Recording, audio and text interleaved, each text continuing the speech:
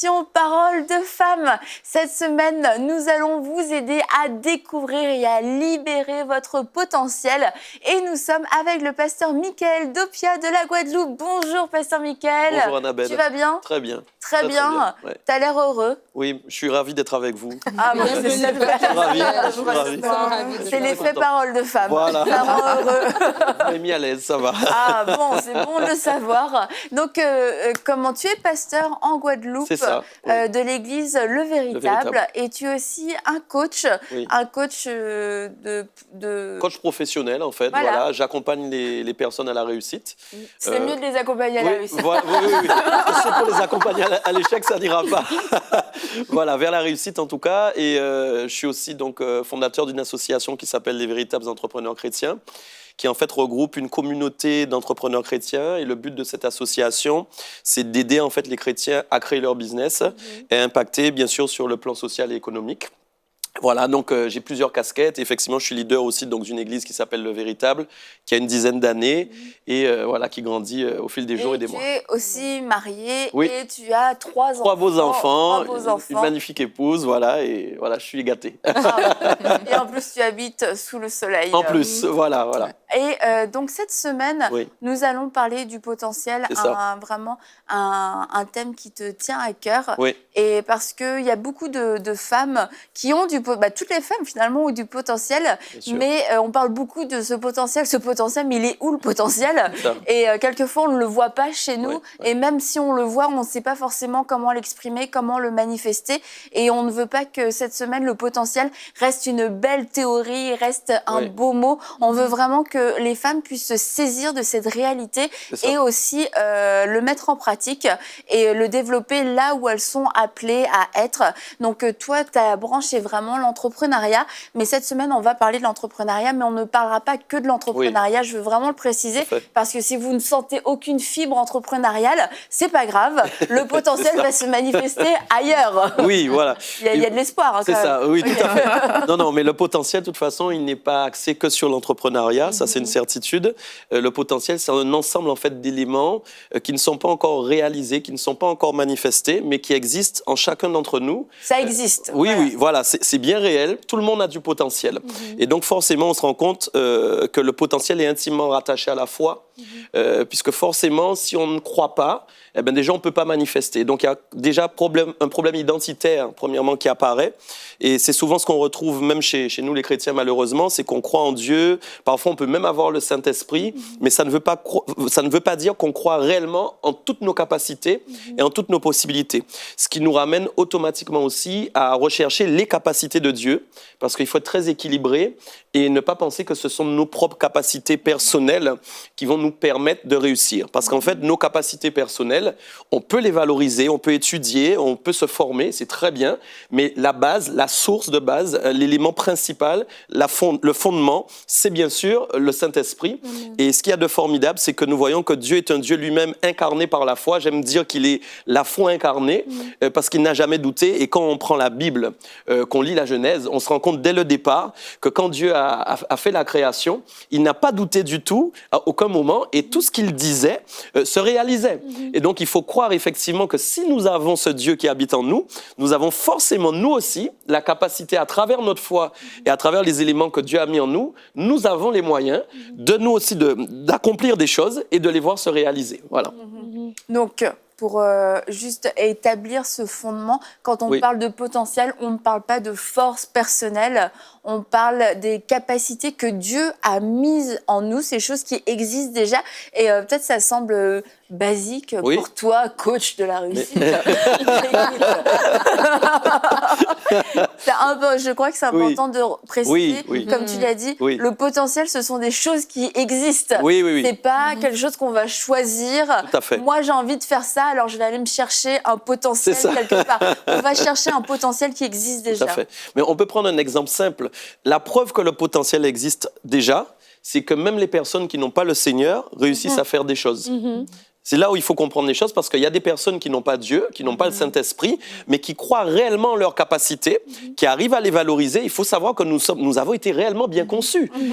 Lorsque Dieu a créé le premier homme, il l'a créé avec une intelligence incroyable. Alors il est vrai qu'à cause du péché, notre intelligence s'est détériorée, ça c'est la vérité, mais tout homme sur la terre qui a été conçu par Dieu peut valoriser, peut se former, peut s'instruire et peut aussi croire qu'il peut réussir. Donc c'est pour ça que je dis toujours, c'est pas parce qu'on a Dieu qu'on a forcément la foi. Il y a des gens qui n'ont pas Dieu, qui croient en leur réussite et qui réussissent.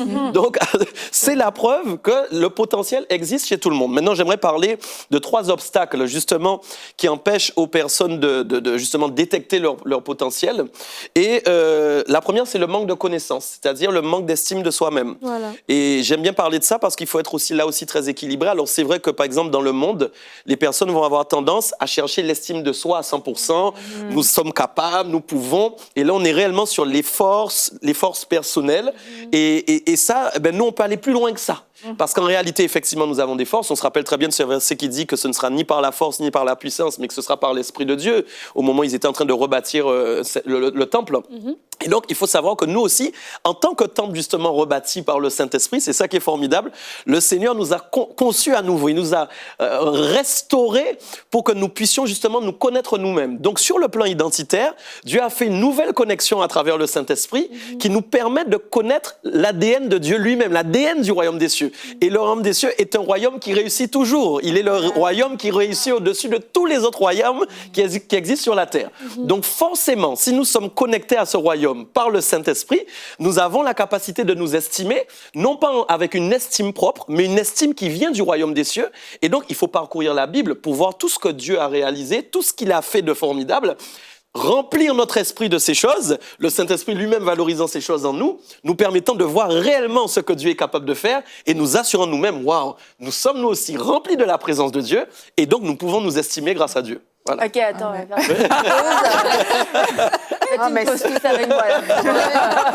c'est une phrase très bien remplie. Dans le fond, qu'est-ce qui est merveilleux, c'est qu'on peut avoir le Seigneur, mais si on n'a pas la connaissance de ce qu'on a reçu, on ne développera pas notre potentiel. Ben voilà. Contrairement à des gens qui sont dans le monde. Ramener ça en français terre. C'est ça. Donc aujourd'hui, nous sommes avec toi, Pasteur Michael, pour découvrir que nous avons tout reçu en Jésus-Christ dans le royaume. C'est tellement riche. Ah oui. Et oui, c'est une chose qu'on dit souvent, parole de femme, que nous sommes des ambassadrices. Nous sommes des ambassadeurs pour le royaume de Dieu. Et en tant qu'ambassadeurs, on ne part pas les mains vides pour représenter un royaume, un pays. Donc, c'est certain que Dieu nous a qualifiés avec des choses. Donc, je suis excitée de découvrir tout mon potentiel aujourd'hui. Du coup, on n'a même pas besoin de s'apprécier soi-même. Enfin, je veux dire, c'est mieux, mais... Non, mais c'est intéressant. Non, la question que tu poses est très intéressante. Merci. Oui, parce qu'il y a 2 façons de s'apprécier, en fait. Pour moi, il y a une façon qui est dangereuse, qui n'est pas bonne. Une fausse appréciation, il y en a une bonne. Si on s'apprécie trop... Parce qu'en fait, on a l'impression qu'on réalise des choses par nous-mêmes et que quand on sort notre CV, entre guillemets, qu'on se rend compte, waouh, j'ai fait ça. Et là, on commence à s'apprécier. On peut être dans l'orgueil. Et ça, c'est très embêtant. Et parce qu'à un moment, Dieu va nous lâcher dans notre parcours et on peut réussir à faire des choses. C'est comme ça qu'on voit des gens réussir dans plein de domaines, mais pourtant, Dieu n'est pas avec eux. Pourquoi j'ai tendance toujours à dire cette phrase? C'est une phrase qui m'accompagne depuis toujours. On peut faire des choses pour Dieu, mais ne pas les faire selon la volonté de Dieu. Et ça, c'est très dangereux. Maintenant, la bonne appréciation, c'est qu'on a assez d'humilité, qu'on est assez humble pour constater que tout ce qu'on a reçu vient de Dieu et qu'il n'y a rien qu'on a pu concevoir par nous-mêmes. Et là, à ce moment-là, on peut glorifier Dieu et remercier Dieu et se rendre compte, waouh, Seigneur, je suis, c'est vrai, une créature merveilleuse. Tu m'as rempli de tellement de choses magnifiques et je me rends compte avec l'humilité, avec la sagesse, avec la simplicité, qu'en les manifestant, à ce moment-là, je peux m'apprécier. Et là, c'est grandement bien parce que je peux apprécier Dieu. Je peux apprécier Dieu en même temps. Et là, Dieu est en accord avec moi parce que Dieu voit que je ne suis pas en train d'essayer de voler sa gloire, essayer en fait de me valoriser pour être quelqu'un, pour avoir de la reconnaissance, mais je suis en train simplement de glorifier Dieu dans ce qu'il est capable de faire avec moi. J'espère avoir... voilà, en tout cas. Moi, je veux dire aussi, en plus de ça, c'est vraiment important de le réaliser parce qu'effectivement, si on a des personnes qui s'apprécient à l'excès, ça aussi, on a les personnes qui se sous-estiment à l'excès. Et on est dans une société où parfois, on est trop autocritique envers nous-mêmes. On se dit, moi, je ne suis pas capable de telle chose, etc. Et tout. On a tendance à voir souvent en l'autre le potentiel, mais en nous-mêmes, on se dit, OK, j'ai encore du chemin à faire. Donc, c'est important vraiment de mettre Dieu au-dessus et de comprendre qu'en fait, il ne s'agit pas de prime abord de savoir ce que... c'est sûr que c'est Dieu qui met les choses en nous, mais il ne s'agit pas de prime abord de nous, mais c'est vraiment de dire, OK, avec les capacités que Dieu m'a données, voici ce que je peux faire. Et ça change notre façon de percevoir les choses aussi parce que ça ne nous fait pas nous dévaluer et ça ne nous fait pas non plus nous prendre pour... Tout à fait. Mais ça, ça me fait embrayer sur ce que j'allais dire par rapport à la foi. Oui, sur la foi. Ce que tu dis est très vrai. Et parmi les obstacles justement à citer, on se rend compte aussi qu'il y a les personnes qui ont un manque d'expérience dans la foi. Et donc ça, c'est problématique parce que quand on n'expérimente pas la foi, on n'est pas capable, à travers les expériences, de vivre des choses miraculeuses, de vivre des exemples même de ce que Dieu est capable de faire. Et donc, on peut se sous-estimer en ayant pourtant Dieu, mais parce qu'on n'expérimente pas assez Dieu. Et souvent, les blocages se font à partir forcément... un moment quand l'homme, finalement, quand les événements qu'il y a autour de lui sont en train de prendre le pas, alors qu'en fait, c'est sa foi qui devrait démanteler les événements et les situations. Et souvent, les gens s'arrêtent en fait en cours de route, même quand ils ont un projet. Moi, j'en rencontre tout le temps. Je vois les gens arriver avec des super projets. Et dès que je commence à leur parler de certains obstacles, parce qu'il faut en parler, il ne faut pas que les gens croient que parce qu'ils ont reçu un projet de Dieu, Dieu me l'a donné, c'est bon, tout va se faire. C'est pas vrai du tout. Et je rencontre beaucoup de chrétiens qui sont comme ça, en se disant, on a le Saint-Esprit, donc tout va être simple. En fait, Dieu va ouvrir les portes. Non, c'est pas vrai. Dieu, justement, il travaille notre patience et notre persévérance, parce qu'il sait aussi qu'à travers les projets qu'il nous a donnés, il y aura des épreuves. Et ces épreuves vont nous travailler justement sur aussi la préparation du salut, parce qu'on doit attendre le Seigneur. On ne sait pas quand est-ce qu'il revient. On ne sait pas quel jour il vient. Nous ne savons pas nous-mêmes quand est-ce que nous allons partir. Et donc, nous devons apprendre la patience et la persévérance. Et je crois qu'à travers tous les projets que nous avons, c'est bien qu'il y ait des obstacles, c'est bien qu'il y ait des embûches, mais encore faut-il que quand on voit un obstacle, on soit prêt à ouvrir, à avoir une conscience ouverte et se dire, waouh, qu'est-ce que je dois modifier ?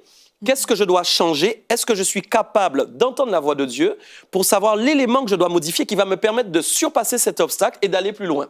La vie est faite d'embûches qui se succèdent, mais ce qui est intéressant avec Dieu, c'est que chaque embûche est faite pour être surmontée et il n'y a aucune embûche que Dieu n'avait pas vue ou que Dieu n'attendait pas. Dieu savait par avance tout ce qui allait nous arriver et donc forcément, nous avons la clé avec le Saint-Esprit pour surmonter tout. Amen. Et donc forcément, pour nous estimer à nouveau. Amen.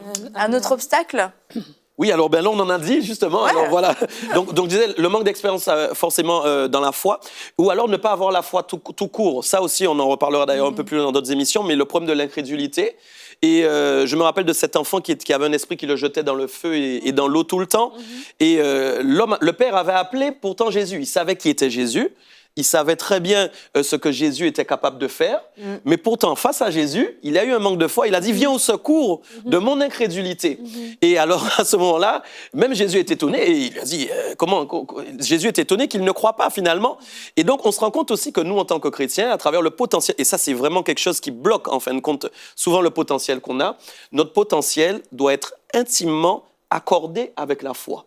Ça ne peut pas marcher autrement. Autrement dit, toutes les ressources que Dieu a mises en nous, il faut qu'on y croie à 100%. Ça ne veut pas dire qu'on ne va pas avoir des baisses durant notre parcours. Il arrive parfois, évidemment, qu'on ait des baisses, mais on doit tout de suite être capable de se relever, de remonter et dire « je crois ». Et même quand, effectivement, nous nous sentons incrédules, faisons comme cet homme et disons à Dieu « Seigneur, viens au secours de mon incrédulité. Permets-moi de réactiver ma foi sur le projet dans lequel je suis actuellement afin que je continue et que je persévère. » Alors, évidemment, si on est dans un projet qui n'est pas de Dieu, là, c'est une autre problématique. Et ça, il faut en parler aussi. Oui. On y viendra d'ailleurs. C'est ce qui arrivait après, justement, quand on veut parler des rêveurs et des réalistes. Enfin, je ne sais pas si tu voulais dire un mot sur ça, Annabelle, ou si je... Non, pas du tout. Oui. C'est pas rêveuse. Mais je voulais rajouter, justement, pendant qu'on y parle encore des obstacles, l'apôtre Paul dit à Timothée de ranimer le don. Et je crois que chacune d'entre nous, en fait, on parle à des femmes, il y a des hommes qui écoutent parole de femmes, mais il y a beaucoup de femmes qui sont là et qui ont des choses en elles, en fait, et qui sont peut-être conscientes ou pas conscientes, mais le chemin de la vie, les maternités, le mariage, toutes ces choses, des choses qui sont... la vie de tous les jours a fait, par exemple, qu'on a oublié ou on a mis de côté certaines choses et puis après, c'est devenu un potentiel qui est dormant. Et vraiment, c'est important ce que vous êtes en train de dire et c'est important aussi en tant que femme de faire cet exercice par rapport à nous-mêmes, par rapport à nos dons, par rapport à nos talents, par rapport à ce qu'on a par rapport à qu'est-ce qui est notre potentiel. Je me rappelle, il y a quelques années, j'avais vraiment ce désir, en fait, d'aller plus loin, en fait. Je réalisais que je tournais en rond dans ma vie professionnelle et j'avais ce désir d'aller plus loin. Et puis, j'ai lu plein de livres, j'ai écouté plein d'enseignements et il y avait un conseil qui avait été donné de faire une entrevue, en fait, d'aller vers des personnes qui te connaissent, donc des collègues de travail, des amis et de la famille. Tu choisis quelques personnes qui vont écrire des choses sur toi. Très intéressant. Et donc, du coup, je suis allée voir, j'ai vu quelques collègues, des collègues que je connaissais bien, et j'ai vu mon frère, je crois que j'ai demandé à mon frère, et je demandais à une amie à l'église d'écrire, en fait, une liste de qualités et de défauts. Et là, tu te rends compte comment les gens te perçoivent. Parce que des fois aussi, Aurélie parlait que nous-mêmes, des fois, on se dévalue. Et donc, on n'est pas conscient de ce qu'on a en nous parce qu'on... Ça fait partie de nous, on a plus tendance, surtout les femmes, on a plus tendance à voir ce qui est bon chez les autres, mais nous, on a un regard critique par rapport à nous-mêmes. Et cet exercice m'a permis de voir en fait que, parce que, étant donné que c'est 3 milieux différents, ta famille te connaît intimement, au travail c'est différent, à l'église c'est différent, en fait, tu vas voir qu'il y a des choses qui vont comme rejaillir. Il y a des choses qui sont des points communs, en fait. Oui.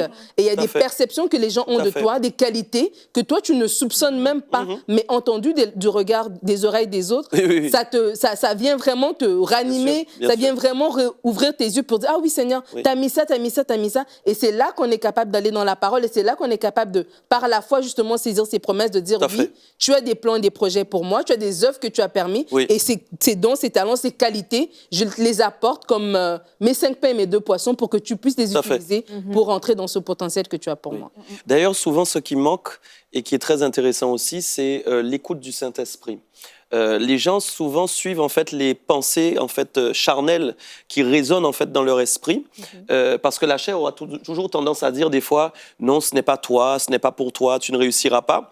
Et on voit que quand les personnes n'ont pas tissé une relation assez profonde avec le Saint-Esprit, parce qu'en fait tu disais, très bon exemple, des personnes ont donné, ont valorisé en fait quelque part, ont estimé la personne en donnant des exemples, on dit voilà, tu es comme ça, tu es comme ci.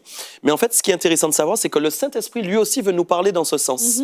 Et parfois, les personnes n'arrivent pas à entendre la voix du Saint-Esprit leur parler.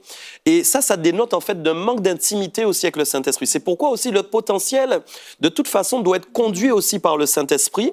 Et il faut absolument travailler sur l'intimité du Saint-Esprit parce qu'il faut apprendre à écouter sa voix. Et forcément, quand on est dans des moments difficiles, moi, je m'en rends compte régulièrement et je dis tout le temps, c'est tellement magnifique d'avoir reçu le Saint-Esprit. Dans des moments difficiles, la voix du Saint-Esprit est la plus belle voix. Même quand les hommes nous encouragent, c'est bon, c'est très important, ça nous aide. Mais alors quand le Saint-Esprit, lui, vient nous parler de la part du Père, moi, je me rappelle même des fois que quand j'entends le Saint-Esprit me parler, m'encourager, je me dis, c'est pas possible, c'est bien toi qui me parles. On a presque un doute parce qu'on se dit comment Dieu, à travers nos incapacités, nos faiblesses, peut encore nous estimer autant. Et on est prêt à se dire, mais est-ce que c'est bien sa voix? Pourtant, c'est bien lui. Et il va reconfirmer, il va reparler. C'est pourquoi j'encourage aussi toutes les personnes qui nous regardent aujourd'hui, vraiment à tisser cette relation avec le Saint-Esprit, parce que je sens qu'il faut vraiment donner cette parole. Vraiment prier maintenant chez vous et demander au Saint-Esprit de tisser une relation nouvelle avec vous, une relation de profondeur, une relation intime qui va vous permettre de réactiver l'écoute de sa voix. Et vous verrez, il est celui qui va vous valoriser le plus et le mieux et qui va affermir votre cœur dans toutes les épreuves par lesquelles vous passez. Et vous verrez à ce moment-là que vos échecs, vous ne les vivrez plus de la même manière parce qu'il va vous soulever, il va vous porter et à travers les mots qu'il va donner, votre cœur pourra se reposer. Vraiment. Amen. Et du coup, on en arrive à ton point. Quelle est la différence entre être rêveur et réaliste? Oui, alors ça, c'est très intéressant. D'ailleurs, je vais prendre un texte pour ça, qui est dans Genèse. On en a parlé tout à l'heure, donc chapitre 1, versets 3 à 5. Quand Dieu a fait la création, il a dit, donc Dieu dit que la lumière soit, la lumière fut. Dieu vit que la lumière, bien sûr, était bonne. Et Dieu sépara la lumière d'avec les ténèbres. Dieu appela la lumière jour et il appela les ténèbres nuit. Tout le monde connaît ce passage. Mais ce que j'ai apprécié, en fait, dans ce texte, on se rend compte que Dieu nomme les choses après avoir créé et pas avant. Dieu n'a pas dit « je vais créer la lumière » et il a fait. C'est après avoir conçu qu'il a nommé. Et ça, c'est un bon exemple parce qu'en fait, je constate en rencontrant les gens que souvent, ils ont en fait des projets qu'ils ont déjà nommés, mais ils n'ont pas encore découvert comment ils vont concevoir les choses. Et ça, c'est un problème. Les gens arrivent, par exemple, avec un projet, avec une idée, et ils disent déjà, ben voilà, il y aura cette chose qui va se réaliser, ça va se faire. Ils ont même le nom déjà. Mais alors, quand ils commencent à entrer dans le processus de la construction, en fait, du projet, il n'y a plus personne. Et c'est là, en fait, où on voit la différence entre le rêveur et le réaliste. Dieu n'est pas un rêveur, Dieu est totalement réaliste. Et c'est pourquoi il a nommé les choses après avoir conçu. Et c'est pourquoi j'encourage chacun d'abord à rechercher le plan parfait de Dieu, la façon dont Dieu veut qu'il construise son projet, avant de rêver en fin de compte à la finalité du projet. C'est tellement facile de s'asseoir et de se dire « Waouh, bon, mais je veux ouvrir un hôtel 4 étoiles », de l'ouvrir et puis d'arriver par exemple devant un coach et puis de dire « Voilà, Dieu m'a dit, je vais avoir un hôtel 4 étoiles, j'en suis sûr, j'ai déjà le nom et tout. » Mais la personne n'a pas réfléchi une seconde à tout ce qu'elle va devoir faire pour arriver à la construction de cet hôtel 4 étoiles. C'est pourquoi un réaliste, il est intelligent. Un réaliste, il est sage. Il a pris le temps de mesurer, en fait, ce que ça va lui coûter. Le plus gros problème qu'on rencontre, bon là, si on parle plutôt sur un plan entrepreneurial, le plus gros problème des chrétiens entrepreneurs, c'est l'argent. Je peux vous le dire, c'est l'argent. Et moi, alors, j'ai un discours qui est un peu bizarre, un peu spécial, mais je leur dis toujours, l'argent n'est pas un problème. Parce que je crois que Dieu a toujours les solutions pour l'argent. Si je crois que l'or et l'argent appartiennent à Dieu, je ne sais pas encore comment Dieu va solutionner mon problème d'argent, mais si réellement il a un projet pour moi, ça veut dire qu'il a la provision financière. Il n'est pas possible que le Saint-Esprit me dise, construis un hôtel 4 étoiles, et que derrière, je n'ai pas la provision financière. Peut-être que je n'ai pas l'argent matérialisé, mais Dieu va sûrement me donner des solutions auxquelles je n'avais même pas encore pensé, qui vont me permettre de trouver les ressources financières et me permettre d'atteindre ce projet. Et donc, il n'y a pas que l'argent, j'ai parlé des finances, mais il y a aussi, il faut savoir que quand on a un projet, c'est un ensemble, c'est une session de saisons qui vont se passer les unes après les autres, et que dans chaque saison, il va y avoir des difficultés. Et donc, il faut pouvoir être capable de mesurer et d'avoir la foi pour chaque saison qu'on doit surmonter et arriver au bout des projets. Et c'est ça qui va faire la différence, finalement, entre le réaliste et le rêveur. Ouais. Et c'est ça, justement, dans l'entrepreneuriat, si on parle de point de vue professionnel, justement, le réaliste, il a un plan de match, en fait. Et ça qui manque des fois, c'est qu'on a un rêve en nous. Et tout de suite, on ne veut pas que le rêve s'éteigne, on veut tout de suite en parler et puis on veut qu'il se concrétise. Mais comme un pont, avant qu'il soit construit, il y a un croquis qui est fait, il y a des objectifs qui sont mis en place, il y a des objectifs qui sont établis à court, à moyen, à long terme. Et c'est comme ça que le Saint-Esprit va nous dire, OK, première étape, tu veux construire un hôtel, va parler un tel, et peut-être que tu n'as pas les fonds, mais il y a quelqu'un qui a un terrain qui va te dire, ben, écoute, moi, prends mon terrain, et puis après, on va se mettre ensemble. Donc, c'est comme ça qu'au fur et à mesure, Dieu va nous donner des solutions. Mais des fois aussi, c'est ça qui arrive, c'est qu'on rêve. Après, bon, on voit qu'il n'y a pas de possibilité. Et puis, ben, on éteint notre rêve, on attend que, voilà. Mais c'est étape par étape. Or, le potentiel est appelé à être libéré. C'est sûr, pour l'idée en elle-même, je me vois avec un hôtel 4 étoiles. Tu sens que tu as le potentiel d'avoir ton hôtel 4 étoiles. Mais en fait, le potentiel va se libérer et va être manifesté et aussi disponible pour le processus et pour la construction. Et quelquefois, on identifie trop le potentiel seulement à la réussite finale. Mais en fait, là où le potentiel va le mieux s'exprimer, le mieux se manifester, ça va être pendant le processus et la construction de n'importe quel projet, en fait. Et c'est là qu'on doit prendre conscience, mais j'ai le potentiel pour le faire, j'ai le potentiel pour pouvoir relever tous ces défis, j'ai le potentiel pour pouvoir trouver des solutions. Et comme tu l'as dit, c'était vraiment très bien de revenir à la base de ce potentiel, parce que c'est vrai qu'en faisant le tour de nous-mêmes, avec nous-mêmes et par nous-mêmes, on va être assez limité. Et c'est là que je crois que beaucoup de visions, beaucoup de rêves ne deviennent jamais réalité, parce qu'on n'a pas pris en compte ce potentiel divin qui existe et qui veut se manifester. Et il faut être prêt aussi à utiliser la foi sur le plan des modifications et pas seulement sur le plan de la réalisation. C'est très important, parce que souvent les personnes ont la foi, et comme ils ont eu la foi en quelque chose, ils attendent la réalisation exacte. Or, il faut avoir une foi qui est prête à modifier des choses. Et ça, c'est important, parce qu'il faut toujours se rappeler que nous sommes des humains. Nous ne sommes pas nous sommes des êtres humains. Et donc, forcément, même si nous avons le Saint-Esprit, la chair, parfois, a tendance aussi à nous faire des erreurs. Et donc, si on n'est pas prêt à modifier les choses, là, on ne peut pas atteindre des objectifs. Moi, je me rappelle souvent, étant moi-même entrepreneur, donc bâtisseur et puis ayant souvent des projets, souvent le Saint-Esprit me dit « oui, mais là, il y a cette chose qu'il faut modifier ». Et bien souvent, c'est une chose que je n'avais pas envie de modifier. Je me rappelle, mon pasteur adjoint, il est expert en hôtellerie, expert en tourisme. Et il y a quelques années, puisqu'il a créé son entreprise depuis, et il était venu me voir et je l'avais accompagné en tant que coach. Très intéressant cet exemple. Il était arrivé, il avait un projet. Et son projet de base, c'était de vendre du matériel de luxe aux hôtels. Bon, on est sur le tourisme et l'hôtellerie, peut-être quelqu'un va partir en vacances. Ouais. Libère ton potentiel. La réalité. Je libère mon potentiel. Je sens pas une rêveuse.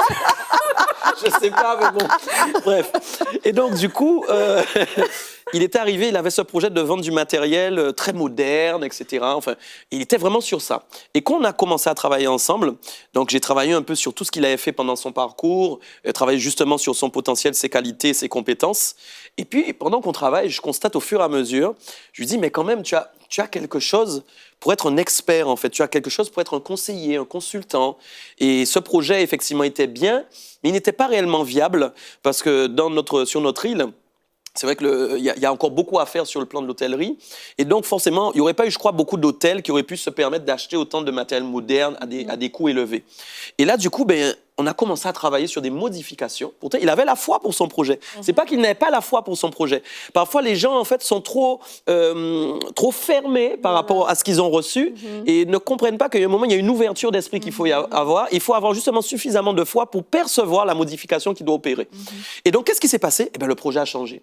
C'est toujours resté dans le tourisme, dans l'hôtellerie, et aujourd'hui, il est un expert hôtelier. Il conseille, en fin de compte, les personnes qui ont des logements touristiques.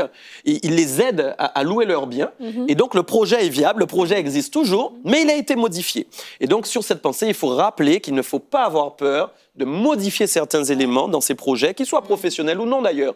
Quel que soit, ça peut être dans le ministère. Parfois, il y a des choses qu'on doit modifier dans notre ministère parce qu'on est appelé, on a bien reçu l'appel, on a bien reçu les dons, il n'y a pas de souci, on a la foi, mais il y a des choses que Dieu veut modifier pour nous perfectionner et pour atteindre justement l'objectif de notre destinée finale, celui auquel il nous appelle depuis la nuit des temps, et nous devons le manifester. Voilà. Mais je crois que cette émission a fait du bien à plusieurs personnes qui se sont rappelées qu'elles avaient du potentiel, qu'elles étaient appelées à réussir, à faire des belles et des bonnes choses. Et ça aussi peut-être calmer d'autres personnes. Oui, en général, quand on me rencontre, ça arrive souvent. Mais c'est une bonne chose. On croit que ces émissions vont canaliser les potentiels parce qu'on ne veut pas le perdre, on ne veut pas le gâcher, le gaspiller. Donc c'est une excellente chose que ça ranime ou que ça canalise.